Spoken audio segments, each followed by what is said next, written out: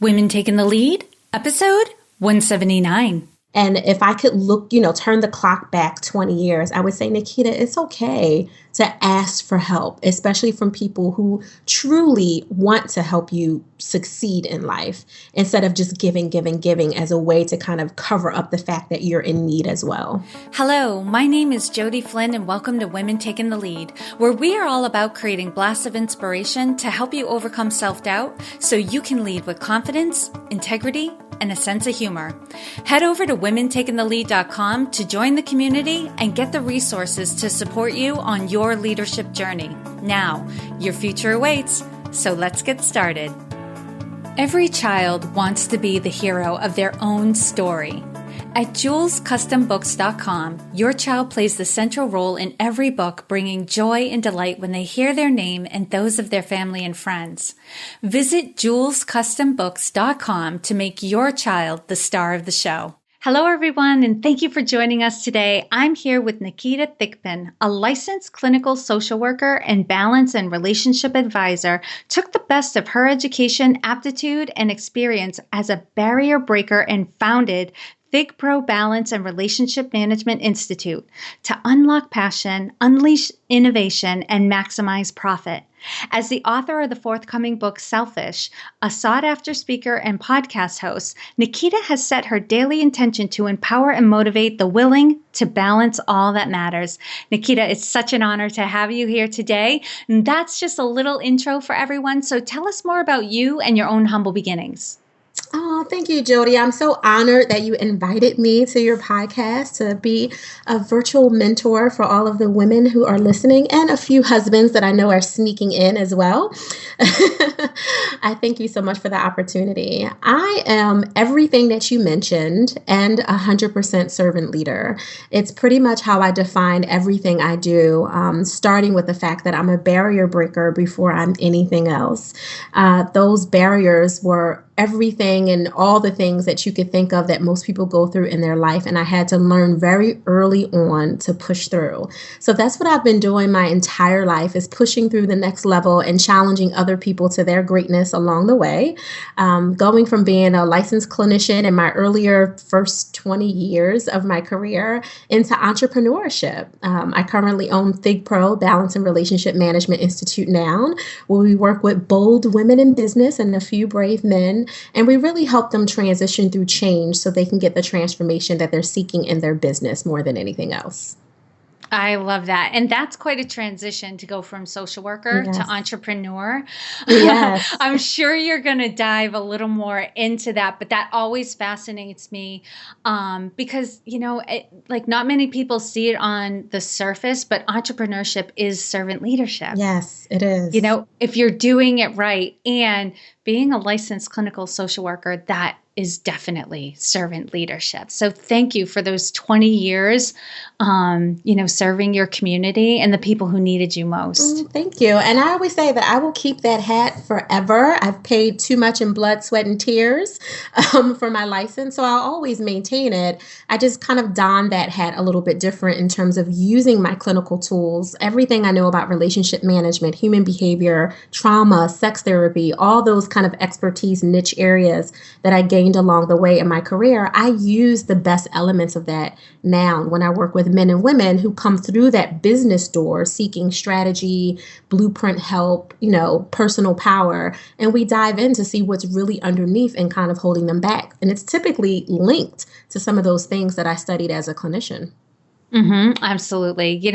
There's no, it's tied everywhere. I can't articulate the thought quite clearly right now, but, there's not much that separates those areas. Absolutely. So I love it. And Naketa, you clearly have had success in your life. You are really taking off right now. And, I know this isn't a recent thing. You long ago gained confidence. But if you could, take us back to a time when you were playing small. We all have those moments, but there's always like a story that really hits it home. So if you could share with us your playing small story and the lessons you've learned. Oh, absolutely. And to your point, Jody, we play small in so many ways, even after we think think we've narrowed it down to ways not to do it, right? I could tell you a story from last month, but I'll take you back a little bit further. The first time that I recognized that I was playing small, because sometimes we do it and we don't catch it until way after the fact, is when I transitioned from that hat as a director at the Support Center for Child Advocates. When I had transitioned from the hospital, I was seeking more kind of administrative business level expertise before I would go full throttle into my business. And when I did it, I remember walking into a room. I was at some networking event out in Delaware County in Pennsylvania. And I remembered feeling so overwhelmed. There were probably, 60 people in the room, which it wasn't the amount of people that were the issue, but no one looked like me. I'm an African-American woman and short hair, very ethnic, at least in my own opinion. My daughter would probably say something different. But when I walk into a room, I stand out by appearance first, but then also because of personality. And the room felt cold and sterile. There were probably 3 other women in that entire room of 60 plus people. And it just felt overwhelming in every element. And I remembered when the men would walk up to me, the first thing I would say after they said, hi, I'm Bob or Jim or Joe or whatever, I would say, oh, I'm Naketa Thigpen. And they say, what do you do? And I would identify as a clinician. I wouldn't identify as an entrepreneur, as the president of a company. With the women, I did feel more comfortable, but there were only 3 of them. And the men, I felt myself over and over leading from that space of where I felt validated and where there was credibility coming from Children's Hospital Philadelphia and the Support Center of Child, all those big titles and hats and companies that had vast amounts of commercial credibility behind them. I led with that, which was obviously a major challenge and a telltale sign that I wasn't comfortable in this new skin that I was trying to step into. And it didn't hit me until maybe, honestly, Jody, probably the 8th introduction, because, they're coming like flies. At the 8th introduction, I said to myself, why are you constantly referring back to something that you no longer identify as? Like, obviously, I will always be a clinician and I'm very proud of it, but I was trying to assert myself under this new hat. And I was afraid to show it in a room full of people that I honestly just felt like were bigger than me. And then I was getting a little frustrated because as I'm going on, getting more comfortable, I would finally say, 2 minutes in, what I actually did for business. But they were only holding on to how I started. They're like, oh, so you're a therapist. I'm like, well, no, that's not what I'm doing. That's not the practice that I have. And I felt like they weren't listening, but I wasn't communicating clearly. And it took someone else to say to me, stop identifying yourself by something you don't want to be known as. And it was another woman. And I'm so grateful to her to this day. And how do you apply this in your life today? Because like we were saying earlier, like everything is tied together. So this might show up in other areas, but what have you learned from that you put into practice to prevent that? Well, one is noticing my triggers. I realized for myself, even to this day, that change, although I welcome it and I invite it to sit at the table with me, it still makes me really nervous. So I had to be mindful of what a trigger is that kind of throws me off my square, something we were talking about pre-interview for the beginning of the conversation. Like, know what knocks you off your square. And abrupt change does that to me. It takes me a little bit of a minute to literally regain my balance with it. And that change, although it wasn't abrupt in terms of, obviously I knew I was going to be an entrepreneur. I was planning for it. I didn't plan for that environment. I didn't think the energy would be as sterile. I'm used to very different climates as a clinician. Walking into a room, you're usually the expert. People are coming to you for help. You're there to lend a helping hand. It's a softer environment. And even when it's cold in a different way because you're bringing the warmth. And that wasn't the case. I realized when I'm going through some kind of pivot, some change, even in my business, right now we're rebranding the website and creating the new Dreamers Blueprint and all kinds of other stuff we'll talk about later. When I have to right now in the midst of this transition, introduce myself to someone, I have to breathe a little bit and remember you are worthy. It's okay that you're in the middle of a transition and not be afraid to communicate where you are right now and be really transparent about it.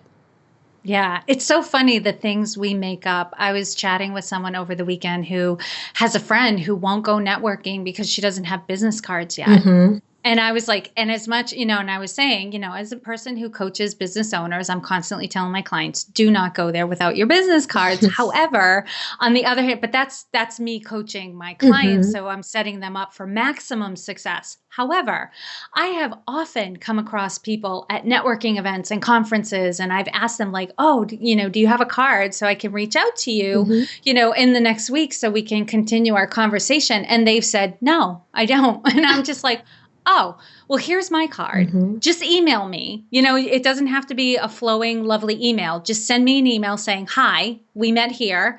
I'll have your email. I'll reach back out to you, and it happens often Absolutely. enough that it's not that big of a deal. It's not like at this point, I don't look at that person and go, oh, well, you're not a serious business owner. You could, forget that. If you don't have your business cards, I'm not going to talk to you. It's like, Mm-hmm. you don't think that way. You just think like, and like where I go in my head is like, oh, they must have given them all away. Right. Right. But in our heads, in our own bodies, we think if I don't have this, if I don't have a website, if I don't have a business card, if I don't have this, then they're not going to take me seriously. The reality is, if you're thinking those thoughts, you're not taking yourself seriously. Oh, you just listen, preach, sister. You just hit 100% gavel moment right there. There's a woman named Teresa Hummel-Kralinger. She's pretty amazing. She comes from the corporate world in terms of her background. And now she does a lot of leadership training. She, does a lot of metric, personality assessment testing and stuff when she goes into corporate. But she's also a comedian. And when you look at that, and I mean, she literally calls herself a laughologist, and she gets mega corporate gigs. Like I can't even begin to express it. And she didn't have a polished website of any kind until I want to say 2 or 3 months ago this year. And I've known her for at least 3 years. And the woman's had so much business, she was pushing it away with no website. And she did, of course, she did have a business card, but she was very simple and plain with it because she would always say, well, I'm getting it worked on. It's not a priority. My business is a priority. And she honestly had such a different way. If she looked at it, that sat with me as a reminder that when people want the gift that you have and the skill that backs it up, there's no excuse except for the ones you make. Mm-hmm, absolutely. All right, Naketa, now share with us a time when you had a wake-up call. It could have been an aha moment, or it could have been the universe had to, hit you over the head several times before you realized the message. But in either case, there's usually a lead up to action. So if you could share with us that moment and the steps you took that led to your success. Yeah, absolutely. I have aha moments all the time. Those little epiphanistic things that kind of drive you forward and give you a little momentum, right? My latest one probably was about spring of this year, to be honest. So I ran it was completely a private dare that I did to myself, but I did it in a very public way. Last August of 2015, I decided, like literally at 3:00 in the morning, I was sitting in the living room with my husband and said, I'm going to do Periscope, and I'm going to do a 5 a.m. wake and breakthrough every morning, Monday through Friday, for like 10 or 15 minutes. Let's organically see where it is. I didn't publicize it. I didn't do any pre-promotion. I just said, I'm going to show up, never doing Periscope before, by the way. I'm going to show up and get on Periscope at 5:00 in the morning, and it'll be our little 5 a.m. club. And it was a commitment to myself that I wanted to do for a year just to see how it was. I had every single person in my circle tell me that I was crazy. One, because it was 5:00 in the morning. Even though I'm an early riser, it was still like, but you're going to be awake for other people to see you on video. And I went through this process, and we had anywhere from some days it was only 16 people, some days it was 120 people that were up live in attention with us, asking questions. And I say us because occasionally I would force my husband to also get on Periscope and answer some questions. As a good husband should, right? So I would be answering these questions and talking about all the mindset, personal power, relationship stuff as it relates to business. every single day. And then in April of this year, on both sides of our family, we got hit with a string of death. It was a very unfortunate series of events that just kind of hit one after another. And then there was a lot of business stuff happening that kind of caught us off guard as well. And in the midst of that, I stepped back and said, let me look at everything I'm doing and why I'm doing it and where I got lost in it. And it wasn't just about business, it was just my life in general. So I had to step back and look at what was the tape that was playing in the back of my mind that was fueling me to stick with a story that was no longer serving me. And honestly, I had to reflect back to something that occurred for me. And it's for people who are not in the clinical arena, it sounds like, woohoo stuff, but it was really essential for me. I remembered my step-grandfather who helped raise me used to call me stupid and would tell me that I would be just like my mother, who was pregnant at a young age and, not involved in a super serious relationship and all kinds of stuff. It was just a really bad environment. And I remembered that moment of challenging him, looking him dead in his eyes, which is something you did not do in my family, and I said to him, I will never be your stupid, like ever. And I remember saying that walking away, and it was kind of waiting upstairs for my beat, and I knew it was gonna happen at some point, but I didn't care. It was like my way of taking my power back in that moment. But that tape of feeling like I wasn't good enough was playing in the back of my head. And I realized that part of why I was forcing myself to continue with something, like the Periscope in the morning, which is really a personal time for me. It was really my time to write and be reflective and meditate. I was giving it over because I thought it was something else that I had to do to raise the credibility of our brand, of our business. I just didn't feel like what I was doing was enough. And it's okay to try something new. I'm not saying don't try something new because it means that, your story is telling you you're not good enough. Always do it. But why are you continuing to do something that's not serving you in the way that you needed it to? And I had to really look at it and give myself an aha, which only unfortunately came in the midst of kind of breaking down to a point where I could break open and receive that next literally peace of mind so I could break through to the next level of myself. I hope that makes sense. Yeah, I totally get that, Naketa. And, there's this part of me that's like, oh, that's when it happens, when we have these breakdown moments. And let me be clear, it's not when it has to happen. Like life could be going good and we can have these aha moments. The thing is rarely do we take the time to really analyze what we're doing until something is going wrong. So when things go wrong, it's an opportunity for us and it motivates us to take that step back. Do you need things to break down to have that insight? No, but you have to, like you were saying, you have to have those morning moments. You have to have reflection. You have to take time to analyze what's going on in your business and your life ahead of time, but rarely are any of us that proactive. Absolutely. Love it. And Naketa, what I always want people to get is there's no one way to lead, right? We're all going to find success, following our own path and leading into our own strengths and personality type. And that's really important for us all to get. We really have to know ourselves first and figure out how we want to lead and lead ourselves to success. So Naketa, how would you describe your leadership style? That's such a great lead in. Honestly, Jody, when I read your question and I thought about it, I really looked at what do I believe more than anything first, before I could even answer that question honestly about my style. And I honestly believe that there are way too many people that are brilliant and unbalanced that were literally living the story that I broke free from. And I realized that in order for me to lead them, I have to lead from the front. I have to be honest and transparent and to some degree, more than the giver that I've always thought I was, but be the giver that I want to be underneath my servant leadership, if you will. It's important to listen first and speak third. For me, everything in the middle is me literally listening to my spirit to really follow what's happening in the moment so I know what to say if I need to say anything at all. Nice. And Naketa, you also alluded to some things that you have going on in your business, but what is one thing you're working on right now that you're really excited about and want to share with us? Ooh, that one precious thing. I know, as like, right. So let's take this moment to step back and go, yeah, as an entrepreneur, we never have one thing going on in our business. There's millions, but what's the thing you're most excited about? That's so cool. Thank you. Because I was thinking that same thing you just said. I would say the Dreamers Blueprint is a new membership community that we're creating under the Thigpen Balance and Relationship Institute. And I'm extremely excited about it because we're able to embed the core components of our Bold Women coaching circles and our accelerators that are, specifically 12-week intensive accelerators and everything else that goes through breaking through to the next level and unlocking your passion.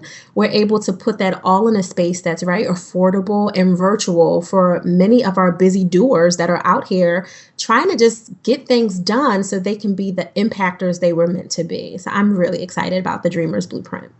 Yeah, that sounds exciting too, because I think a lot of people, like, they have a lot of energy and they have a lot of excitement, but they don't know what to do first, right? And it can be overwhelming, the choices that are out there. So it's nice to have, a community out there where they can join and get that step by step, what they need to be focusing on. Absolutely. And on the flip side of things, Naketa, what is the biggest leadership or business challenge you're faced with right now? The business challenge, I would say, is honestly making time to get the priorities done and not getting distracted by the want to do's. Right. So, you're an entrepreneur as well. One idea sparks another and another and another. And I teach other people how to focus so that they can balance their life. Right. Mm-hmm. So the irony is always, I'm really awesome at it because it's the thing that plagues me the most as well. I'm constantly refining my own power tools around it. And as I created things like the Dreamer's Blueprint or, in the midst of writing the book Selfish, which is breaking free from your expectations and all of that, there's like 5 other new, great, awesome ideas that kind of pop up. And I'm constantly pulling myself back to say, Naketa, focus. Zone in on this one. Let's finish it up, get it done before you add something else to your plate. Because I'll get it all done, but I'll drive myself in the hospital trying to get 20 of those things done instead of just the 1 or 5 that I really need to. So I would say the biggest business challenge is really walking my talk and making sure that I don't get distracted by these awesome opportunities that are really just diverting me from my focus. I wrote that down. I quoted you. I'm really good at the thing that plagues me the most because it is so true. Like oftentimes when people ask about my challenges, I'll list them out and immediately the response is, don't you coach people around that? And it's like, yes, but here's the thing. I've got a toolkit. Yes. Like I know the red flags of when it's happening, and I've got a toolkit to quickly get myself out of it. So it's not like I'm never faced with the same problems. Like I'm constantly overscheduling myself, but I know what it feels like when it's starting to get ridiculous, and I know what to do, to kind of back out of it. And it's not like cancel everything. I'm done with that. I let the red flags kick in well before there's any need to start canceling. But like, I know how to like get it right and reset the rules and stuff like that. So I love how you said that the thing that plagues you the most is the thing that you can teach Absolutely. other people. Yeah. And think about how much more awesome you are now because of the things that you've learned to deal with, even in your own business, let alone the lessons you've learned from just helping your other clients and discovering other possible challenges that they were having that you never experienced, but you were able to provide solutions for. Absolutely. Yeah. Yeah. Yeah. And there's that connection. Like there's that laughter of truth you can have with clients when they describe something and you're like, yeah, I feel you. Exactly. You know what that feels like. All right, Naketa, now tell us about the people that you have around you. I know you mentioned your husband as a great support system. He gets involved in your business. But if you have any other people around you that make it possible for you to sustain and grow the success that you're currently experiencing. Yeah, absolutely. So we have an amazing project manager, Ellen Kramer, who's a digital media strategist and guru. She's out in New Orleans. She's incredible. I also have a really dynamic accountability partner. And I will say that is something that has been essential for us, for me specifically, the last few years. It's just having that person that could hold me accountable to what I said I would do and giving me permission to release the things that don't need to be there because there is something better or a better way for me to be doing it instead of kind of harboring on, I said I would do Periscope for a year. It's 9 months and 3 weeks. I want to keep doing it. And she's like, no, stop it. What are you doing? Mm-hmm. So I would definitely say my accountability partner, Dr. Brandy Baldwin Rana. One of my brain trust advisors is still an incredible person in my life. And I would honestly say she's a sister friend, Bobby Fodish, who is one of the sponsors for our podcast, Balance Boldly. And she runs a company called All About Leverage. And what she's done is taught me to literally leverage LinkedIn and social selling in a way that has completely transformed my business. It's made me work. I hustle. I always hustle. You always hustle as an entrepreneur in some kind of way. But I feel like I'm hustling smarter because of her system instead of harder, if that makes sense. Absolutely. Yep. So I would say those are the key people. And of course, we have contractors and long-term folk that we bring in when we do corporate trainings and all that. But those are the 3 key people for sure. Love it. All right, Naketa, now I'm going to do a quick leadership roundup. So tell us, what is one practice you have that helps to make you a better leader? One practice that I have. I would say, okay, because I had to think about like 20 of them that I go through with my routines. I give myself permission to pause every day, sometimes several times a day. Pauses for me can be as short as 10 minutes to blow some bubbles and blow out some steam, for real. It could be 20 minutes on the trampoline because for me, that's my go-to to kind of bring my energy back up. If I'm feeling a little sluggish, instead of going for a 3 o'clock coffee, I jump on the trampoline. But I start with my permission to pause early in the wee hours, around 4:15, 4:30 a.m. is when I start my whole ritual and routine practice for meditation and self-care and writing and just flowing before I start actual work at 7 a.m. Nice. What is one book that you would recommend to a woman to help her develop her leadership? Oh, Gay Hendricks, The Big Leap. And what advice would you give your younger self? Stop, child. No. I would say there's something to be said about the boldness to ask and the humility to receive. And that's what I would tell myself is to receive. I've always been such a natural giver, and I felt a little deflated and disappointed when I couldn't give, but it also helped me hide from the fact that I needed to ask for help as well. And if I could turn the clock back 20 years, I would say, Naketa, it's okay to ask for help, especially from people who truly want to help you succeed in life instead of just giving as a way to kind of cover up the fact that you're in need as well. Mm-hmm. That's one of the homework assignments I give to my clients because my clients tend to be a certain type of woman, right? They're the doers. Mm-hmm. I got this under control. They like to be in control. They're recovering perfectionists, somewhat people pleasers. So they're doing for others. And I give them the homework assignment like, you have to ask somebody for help this week. And 2, and this is a must, you can't refuse help when it's offered. Oh, yes. I love that. How often do you see yourself doing this or witness other women doing this where somebody's like, oh, let me help you with that. And you're like, nah, I got it. Yeah, every day. No, I got it. And I give that specific example. I'm like, so somebody asks you if they can carry a bag for you, even if you only have 2 bags, you are to give one of them up. It's so funny. Yeah. All right. And Naketa, share with us a success quote or a mantra and why it has meaning for you. Ooh, so you'll like this one. It's by Elizabeth Taylor. I love her for lots of reasons. She has a quote that I literally thrive by, and it says, I feel adventurous. There are so many doors to be opened, and I'm not afraid to look behind them. And why does it have meaning for you? Because she's honestly saying that she's ready and willing to be bold about moving forward, whatever that looks like. Whether it's a raggedy door that might be a change in her relationship, friendships, losing people, gaining people, or it's a great, beautiful red door with flowery windows on it that says new opportunity. She's not afraid to move forward. And I absolutely adore that. That too. And lastly, what is the best way for this community to connect with you? I would say connecting with me is two ways. On LinkedIn is the best way to meet up and have a virtual coffee for sure. I'm at LinkedIn, Naketa Thigpen. Just go direct that way. I'm sure you'll have the links at the bottom of the podcast. And if they want to engage in kind of a real time, I would say Twitter is my favorite place to engage. I'm at Balance Boldly on everything. Yep, absolutely. These are going to be on the show notes page. The women, who are listening right now, and some men who are sneaking in. Now, this is for everybody. Welcome, guys. But for all of you, I know oftentimes you're on the run, you're in the car. So you can find all the links and resources that Naketa shared in this episode at womentakingthelead.com. You can plug her name into the search bar. It's Naketa. Her show notes page will pop right up. And Naketa, thank you so much for taking the time to inspire and enlighten us. We are all better for having met you. Thank you so much, Jody. I'm so grateful you invited me. Thank you. Your website tells a story about your business.